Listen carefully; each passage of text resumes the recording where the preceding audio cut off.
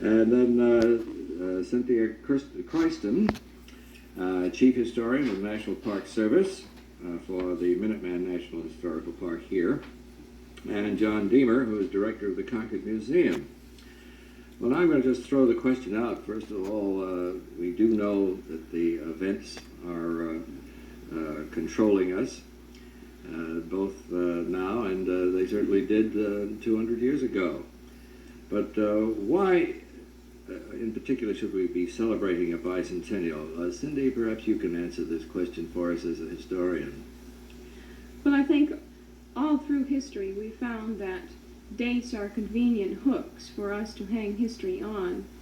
And perhaps rather than the word celebration, I think remembering is really more appropriate, because what we are trying to do is to remember something more than a 24-hour period in history.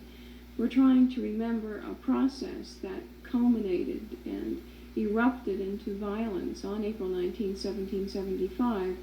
And I think the one thing that is important in all of this, and reflection and going back and trying to understand the events that led up to April 19, for me at least, is to realize that at Lexington Green, at the North Bridge in Concord, along the Battle Road in Lincoln or Menotomy, Arlington today, what men were doing was having to make an individual decision on what was important enough to die for 200 years ago. That was the moment of truth, wasn't it? They could. It was the ultimate. ultimate. The footfalls coming over the hill. They knew that the men were on the way. They could hear the drums and the horses' hoofs.